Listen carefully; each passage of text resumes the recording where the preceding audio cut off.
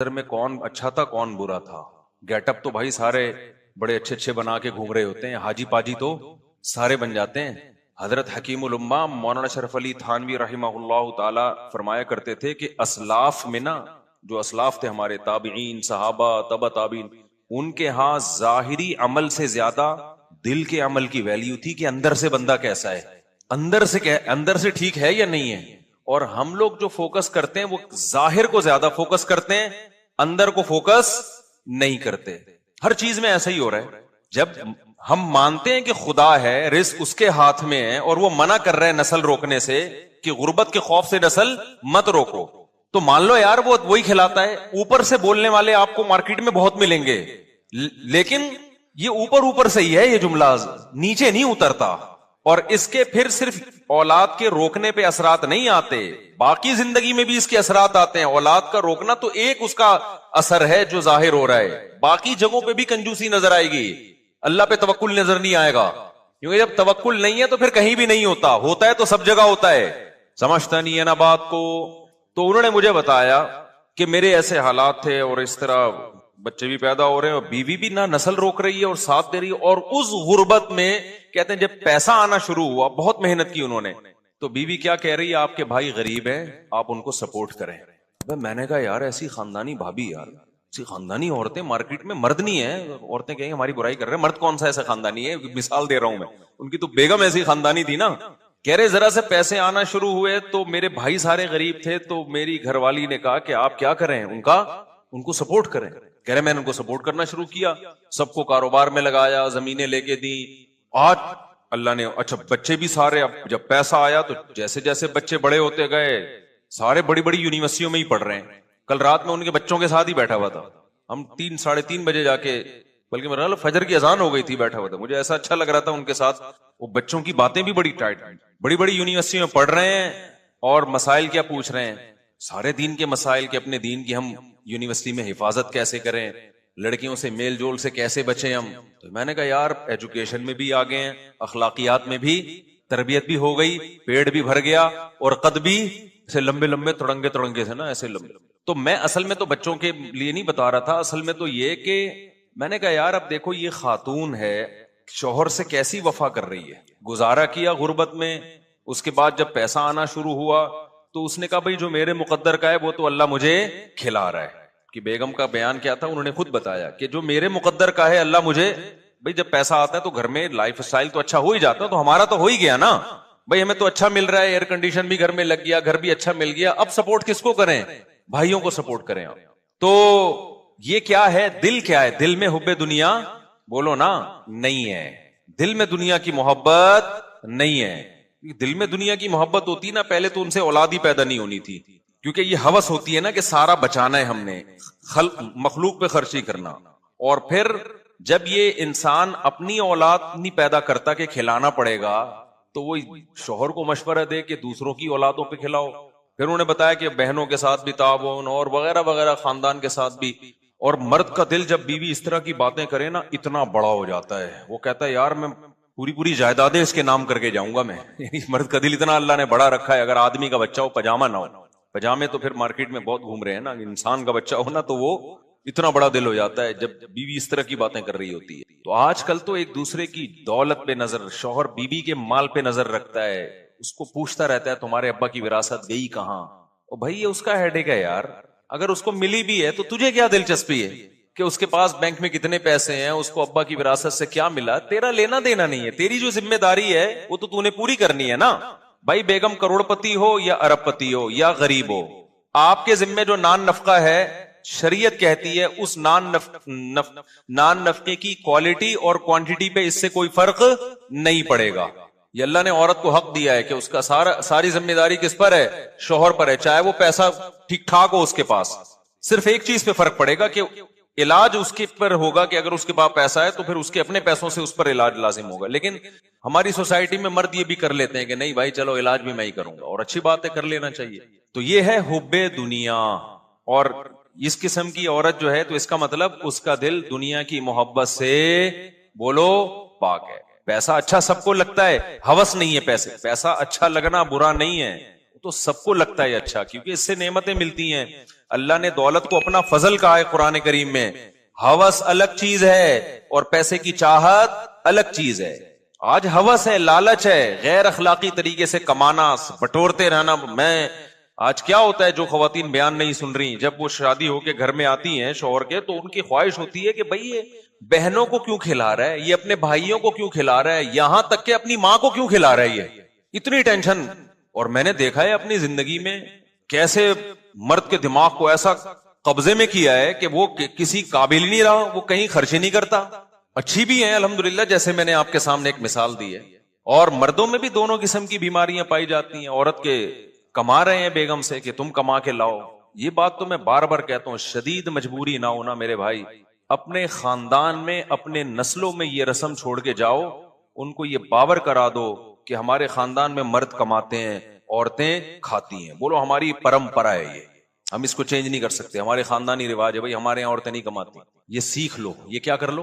میں کبھی نہیں دعویٰ کرتا کہ میں جو باتیں کرتا ہوں میرا بھی 100% عمل ہے اس پہ. میں تو اللہ سے دعا کرتا ہوں اللہ جو باتیں کر رہا ہوں مجھے اس پر عمل کی توفیق دے. میں تو بار بار کہتا ہوں بھائی میں آپ لوگوں کو کوئی نصیحت کرتا ہوں اس نیت سے کہ مجھے بھی اللہ عمل کی توفیق دے.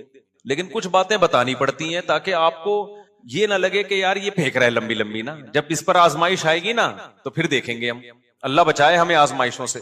میں نے بتایا مجبوری کے حکام تو الگ ہیں. اب قحط پڑا ہوا ہے تو پھر تو بیگم جاب کر رہی ہے، مرد کی جاب نہیں، وہ تو ایک مجبوری ہے نا.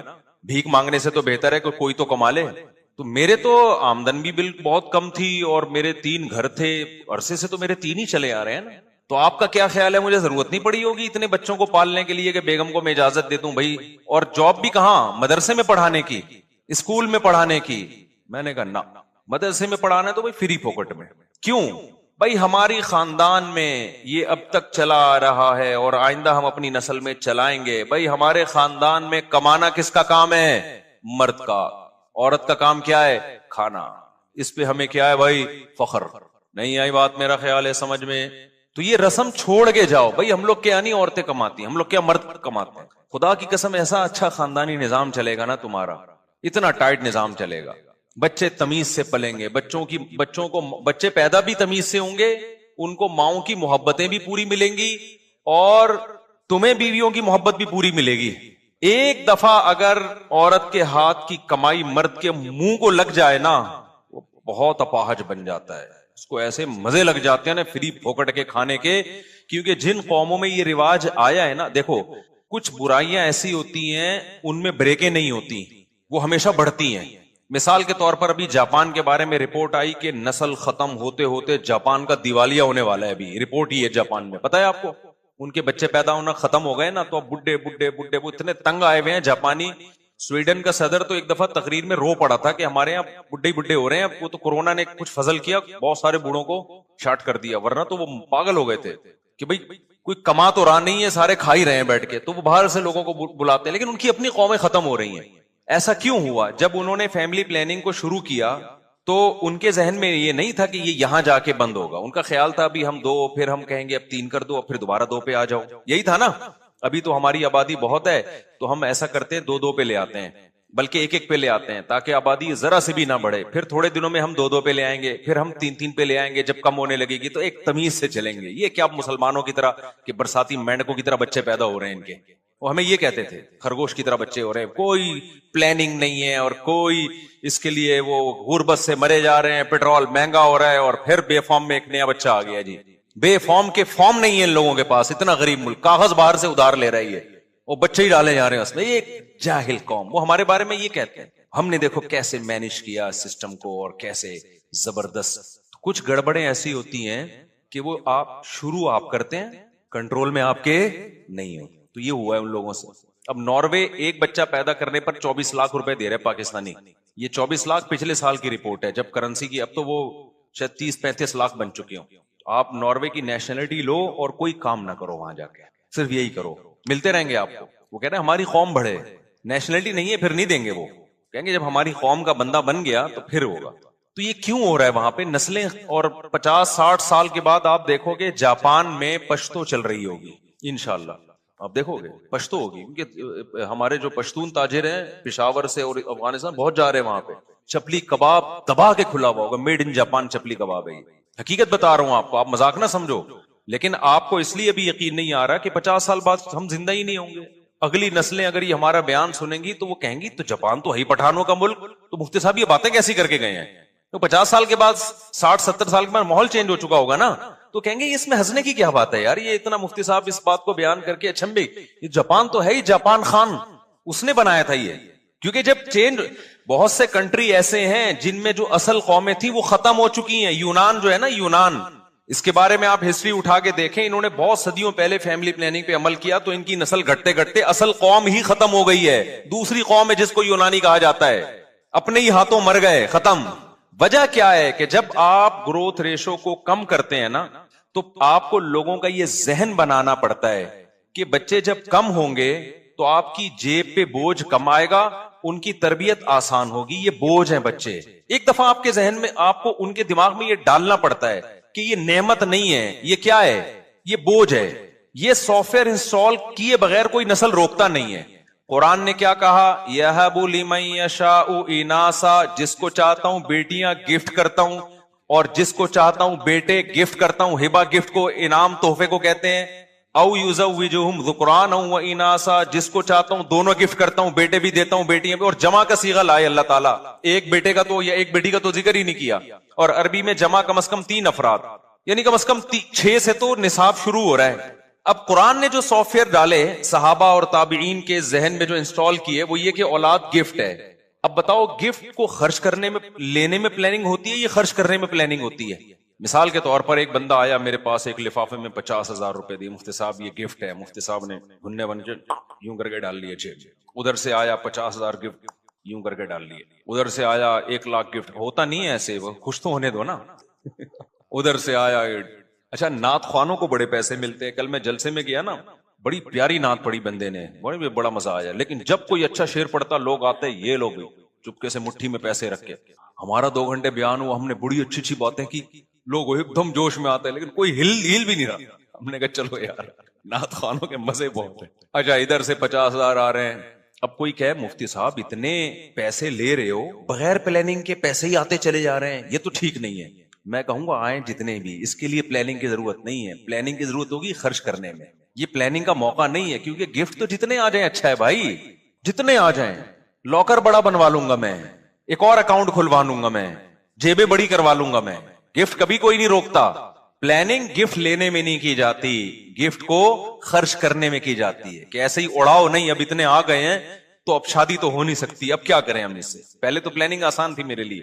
اب بھائی ایسا کرتے ہیں کہ بچوں کو ہم ذرا اور اچھے اسکول میں ڈال دیتے ہیں, ذرا اور تگڑی فیسیں ہو جائیں گی ان کی, اور یہ کر دیتے ہیں, یہ کر دیتے ہیں. ہاں بغیر پلاننگ کے اڑانا شروع کر دو گے تو یہ نعمت کی ناقدری.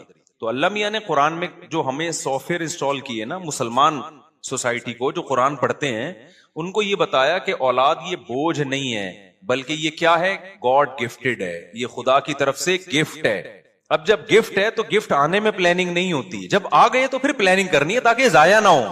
کہ اس کو ڈاکٹر بنانا ہے, اس کو عالم بنانا ہے, اس کو مفتی بنانا ہے, اس کو کیا بنانا ہے, انسان کا بچہ بنانا ہے, کیسے بنانا ہے, کون سے اسکول میں بھیجیں, کس بزرگ کے پاس بھیجیں, کس کے بیان سنائیں, چرسیوں میں بیٹھ رہے تو اس سے کیسے بچائیں ہم اس کو, صبح شام ایسا نہ ہو PUBG کھیلتے کھیلتے زندگی گزر جائے.